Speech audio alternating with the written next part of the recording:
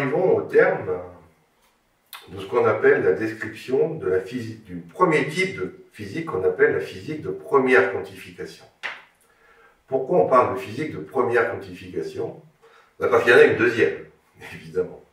Mais que pour comprendre la deuxième, il faut passer par la première. Et pourquoi on parle de première quantification? Parce que vous voyez que ici, on donne à la masse un caractère ondulatoire, on appelle l'onde de matière. Mais il existe, comme on l'a vu dans des vidéos précédentes, des objets dans la nature qui n'ont pas de masse. Par exemple, la lumière n'a pas de masse. Donc, ça n'a pas de sens pour la lumière de quantifier la masse, puisque un photon a une masse qui est nulle. Et le photon, je vous rappelle, c'est la particule qui transporte la lumière dans le cas de la dualité onde-corpuscule. Donc voilà, il y a des objets qui n'ont pas de masse et qui vont échapper à la première quantification. C'est-à-dire que ces objets qu'on appelle la lumière, ils vont obéir aux équations de Maxwell, celles qu'on avait au XIXe siècle. Et vous comprenez donc qu'il va y avoir une deuxième quantification qui consiste à dire, bon, ok, on a quantifié les masses, maintenant on va quantifier aussi les fréquences. C'est-à-dire que dans un rayonnement électromagnétique, il va y avoir des photons et qu'il va falloir faire cette seconde quantification. On ne va pas le faire tout de suite, on va déjà faire un petit peu un bilan pour que vous ayez les idées bien claires. Voilà, le mieux c'est de prendre des modèles moléculaires. Pourquoi? Parce que c'est du concret et ça évite d'écrire des équations mathématiques. Ça, c'est une molécule qui est à la base de tous les médicaments, de tous les pesticides, de toutes les saloperies chimiques que vous trouvez dans l'environnement. Ça s'appelle la molécule de benzène. C'est un noyau, un cycle de 6 atomes de carbone. Chaque atome de carbone porte un hydrogène. Et ici, vous voyez, on a mis non pas une liaison, mais deux. Pour signifier que là, c'est une double liaison carbone-carbone, alors que là, j'ai une simple liaison. Alors, cette molécule, voilà comment on l'écrit au XIXe siècle. C'est une matière. Et donc, en noir le carbone, en blanc l'hydrogène, et puis les grises sont les liaisons qui peuvent être simples ou doubles. J'ai juste un petit souci, c'est que là, vous voyez, j'ai mis la double liaison à gauche, et la simple liaison à droite. Si je tourne la molécule de 60 degrés, maintenant, ma double liaison est à droite, et c'est la simple liaison qui est à gauche. Et puis ainsi de suite. On voit qu'on a un problème, en fait, pour écrire cette structure. Pourquoi? Parce que là, on essaye d'utiliser la physique classique. Et forcément, on tombe sur des choses qui ne sont pas cohérentes. Vous avez ici la même molécule. C'est le benzène, de nouveau. Mais ça, c'est le benzène quantique. Ce n'est pas le benzène classique. Alors, regardez la différence. On retrouve, évidemment, les boules noires et les boules blanches. C'est-à-dire, ce sont des boules qui indiquent que si je cherche les électrons, ils se trouvent principalement dans cette boule ou principalement dans cette boule. La nouveauté, c'est où se trouvent les électrons des liaisons. Des électrons des liaisons entre le carbone et l'hydrogène, les électrons des liaisons entre les carbones dans le cycle aromatique. Eh bien, vous voyez que ce n'est plus comme ici, au XIXe siècle, on mettait un bâton pour une simple liaison, 2 bâtons pour une double liaison. Ici, il n'y a plus de bâtons.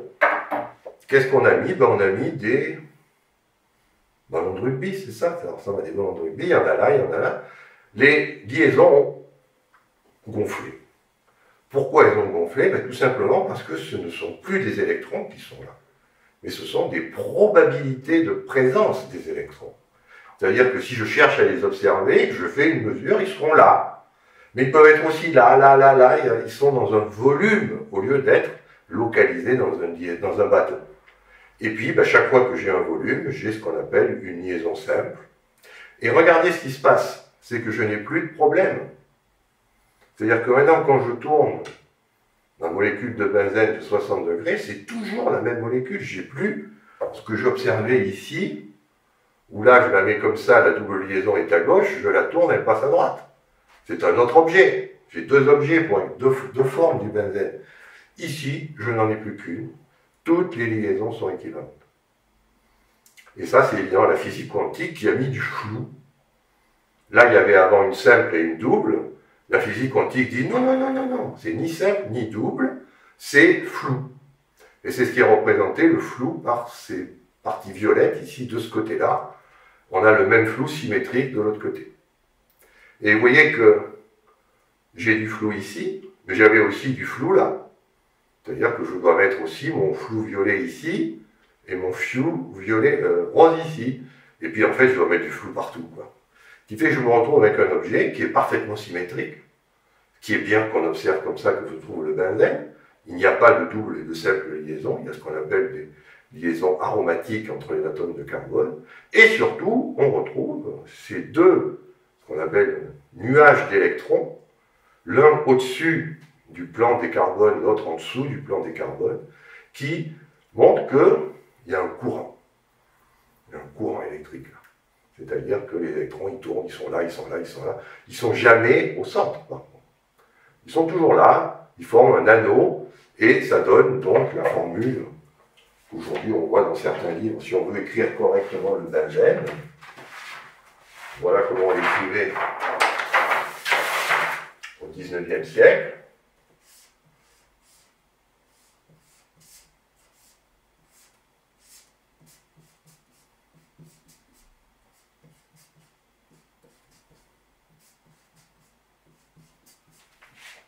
C6H6, ça c'est l'analyse chimique, 6 carbone, 6 hydrogène, et on voit ici la double liaison. Et on est obligé d'écrire deux formules en mettant l'autre possibilité.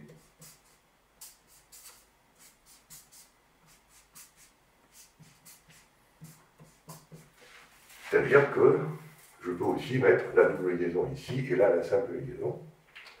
J'ai besoin de deux écritures. Quand on est en physique quantique, on trace toujours un hexagone, on met toujours les hydrogènes,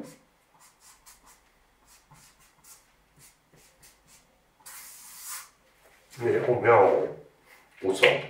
On ne cherche pas à savoir où sont les liaisons, doubles et simples, elles sont ce qu'on appelle délocalisées sur le cycle, avec, alors c'est ça le problème, c'est que à deux dimensions, on peut mettre qu'un rond, mais en fait, il y en a deux. Il y en a un au-dessus et un en dessous. Il y a qu'on trouve des électrons ici, ici, et puis là. Et en fait, si vous voulez, le benzène, c'est un sandwich avec trois couches d'électrons. Ça s'appelle les électrons pi, c'est le pain, et le jambon ou le beurre, c'est les électrons sigma. Voilà, et puis on voit que surtout, c'est ça qui est important, hein. C'est qu'il y a du vide. Il y a des tas d'endroits où l'électron ne peut pas aller. Ça, c'est parce que là, il y a des interférences. Les ondes de chaque électron interfèrent, ce qui fait qu'on ne peut pas se mettre ici. Donc, on voit aussi que la physique quantique permet donc de simplifier les écritures chimiques, d'être plus en accord avec la réalité et surtout d'autoriser à mettre du vide dans la matière. Ce que ne permet pas, en général, la physique classique. Voilà. On va donc, pour que vous compreniez bien le changement de paradigme. Là, j'ai pas de flou, tout est bien localisé. Ici, on met du flou et ça résout tout. C'est une autre façon qu'on peut définir la physique quantique, c'est la physique du flou. Mettre du flou suffisamment pour que on soit compatible avec l'expérience, mais pas trop, parce que si on mettait du flou partout, évidemment, il n'y aurait pas de molécules. Donc, c'est l'art de manier le flou avec intelligence.